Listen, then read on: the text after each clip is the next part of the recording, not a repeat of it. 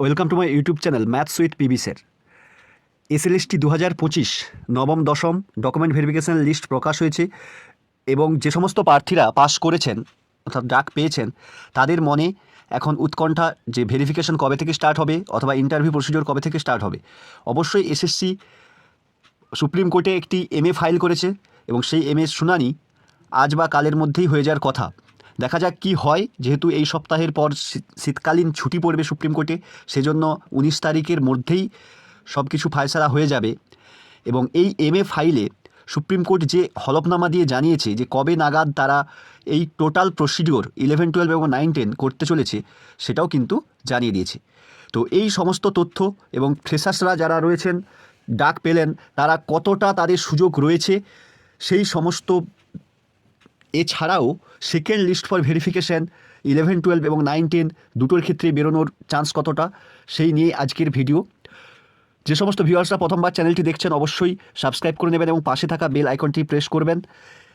SLST সহ বিভিন্ন চাকরি পশ্চিমবঙ্গ ও কেন্দ্রীয় সরকারের খবরাখবর ও ক্লাস পাওয়ার জন্য। প্রথমেই বলে রাখি, নবম দশম ডকুমেন্ট ভেরিফিকেশন এবং ইন্টারভিউ এই দুটো প্রক্রিয়া খুব শীঘ্রই শুরু হতে চলেছে। আজ 15 ডিসেম্বর, আগামী 26শে ডিসেম্বর অর্থাৎ বড়দিনের পরের দিন থেকেই কিন্তু ডকুমেন্ট ভেরিফিকেশনের প্রক্রিয়া শুরু হবে। তো সেই হিসাব মতো সুপ্রিম কোর্টে হলফনামাও পেশ করা হয়েছে। দেখতেই পারেন যে হলফনামায় কী কী জানিয়েছে। হলফনামায় এটাই জানিয়ে দিয়েছে যে 26শে ডিসেম্বর থেকে ডকুমেন্ট ভেরিফিকেশন শুরু হবে এবং তা চলবে। মেধা তালিকা প্রকাশ করা হবে 24শে মার্চ। তো সেই অনুযায়ী এসএসসি সূত্রে যা খবর, যে বাংলা ও ইংরেজি এই দুটো সাবজেক্টের প্রথমেই কিন্তু ডকুমেন্ট ভেরিফিকেশান শুরু হবে। অর্থাৎ এই দুটো সাবজেক্টে ডকুমেন্ট ভেরিফিকেশানের ডেট কিন্তু, যেহেতু ক্যান্ডিডেটের সংখ্যাটা বেশি তাই একদিনে সম্ভব হবে না, তাই এই ডেট কিন্তু চলতে থাকবে। আশা করব ডকুমেন্ট ভেরিফিকেশান বাংলা ও ইংরেজি জানুয়ারি ফার্স্ট উইকের মধ্যে কমপ্লিট হয়ে যাবে। সেই মতো বাংলা ইংরেজি দিয়ে শুরু হবে, ধীরে ধীরে আর্টসের সাবজেক্ট এবং সায়েন্সের সাবজেক্ট সবার শেষে, এটাই এসএসসি সূত্র খবর। তো এইভাবে ডকুমেন্ট ভেরিফিকেশান চলবে।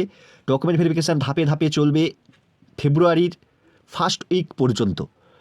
তারপরেই এই ডকুমেন্ট ভেরিফিকেশান চলাকালীনই যে সমস্ত সাবজেক্টের ডকুমেন্ট ভেরিফিকেশান হয়ে যাবে তাদের কিন্তু ইন্টারভিউ প্রসিডিওরও স্টার্ট হয়ে যাবে। সেজন্য অবশ্যই যে সমস্ত প্রার্থীরা ডাক পেয়েছেন সময় নষ্ট না করে ইন্টারভিউ প্রিপারেশনের মধ্যে থাকুন এবং ডকুমেন্টস যেগুলো লাগছে সেগুলো কিন্তু গুছিয়ে রাখুন।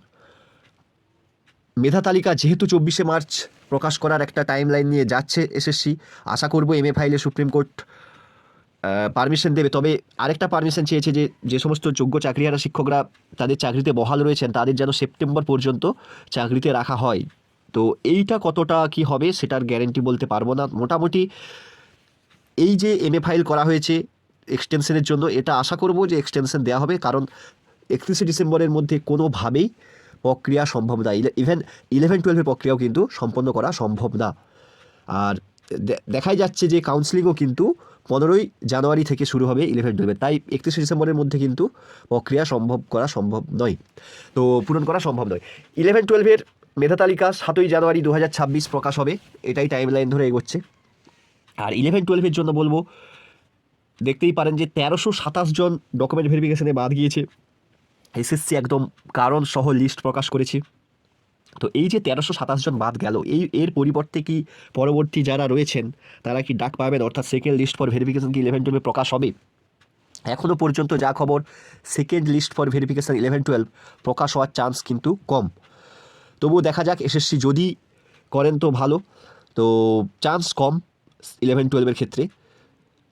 যেহেতু 9, 10 বিভিন্ন ক্যাটাগরিতে, বিশেষ করে জেনারেল, ওবিসি, এবি, এসসি, এসটি এই ক্যাটাগরিতে অধিক সংখ্যক অর্থাৎ 1:1.6 চেয়ে বেশি ক্যান্ডিডেটকে ডেকেছে এবং যে সমস্ত ক্যাটাগরিতে ক্যান্ডিডেট পাওয়া যায়নি সে সমস্ত ক্যাটাগরির যে সিটগুলো সেগুলোকে ধরে নিয়ে কিন্তু ডাকা হয়েছে। তো এখানেও ক্যান্ডিডেটের সংখ্যাটা বেশি এবং এখানে বাদ পড়ার সংখ্যাটাও হয়তো বেশি হবে। এবারে বলি যে সেকেন্ড লিস্ট 9, 10 এটা কি বার হবে? সেকেন্ড লিস্ট ফর 9, 10 এসএলএসটি 2025 কি বার হবে সেকেন্ড লিস্ট ফর ভেরিফিকেশান? এইটা কিন্তু চান্স প্রবল।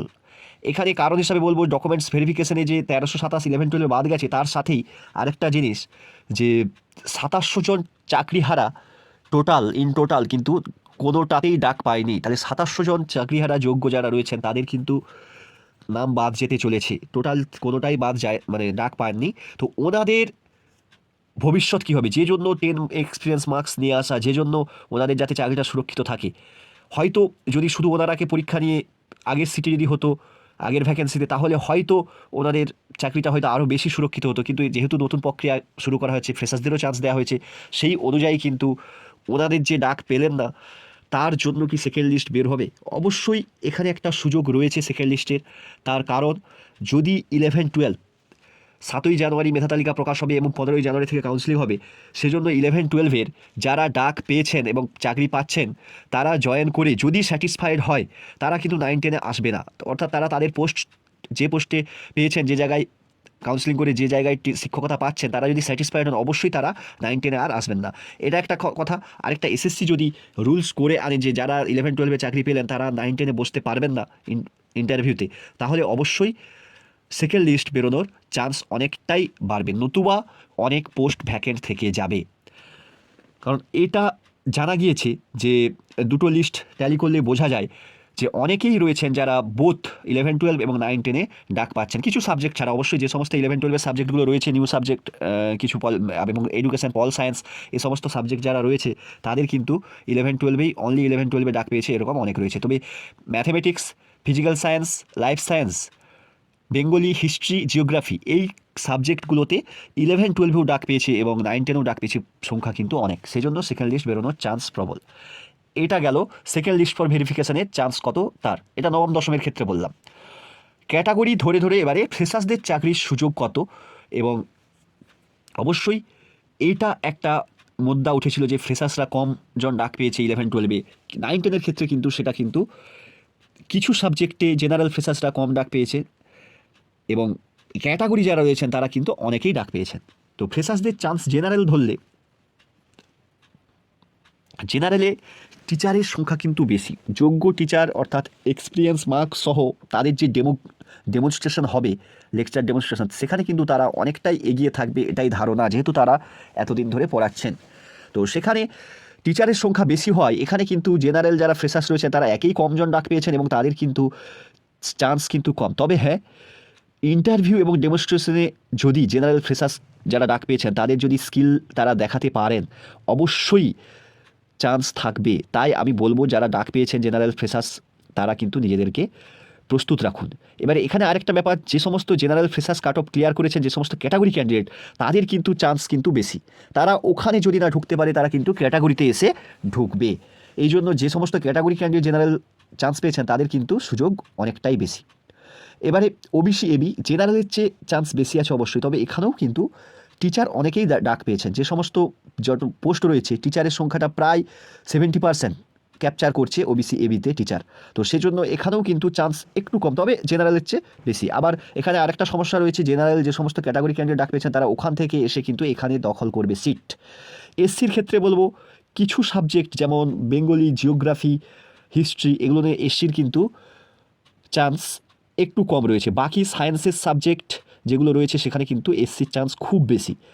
বাকি যে সমস্ত ক্যাটাগরি রয়েছে জেনারেল ফ্রেশার্স কিন্তু সবার চান্স রয়েছে এবং ইডাব্লিউএস তো জানেন যে 100% চান্স রয়েছে। এটাই বলবো এখন পর্যন্ত খবর। এরপরে নতুন কোনো আপডেট এলে অবশ্যই এই চ্যানেল থেকে জানানো হবে। 11-12-এর যারা ইন্টারভিউ হয়ে গিয়েছে এবং দেখতেই পারেন আরও ইন্টারভিউ ডেট দেওয়া হয়েছে, আপনারা ইন্টিমেশন লেটার ডাউনলোড করতে পারছেন। সবার ইন্টারভিউ ভালো হোক এটাই চাইবো, সেরকম প্রস্তুত নিন। নতুন কোনো খবর এলে এসএলএসটি সম্পর্কে অবশ্যই চ্যানেল থেকে জানানো হবে। চ্যানেলটির পাশে থাকবেন।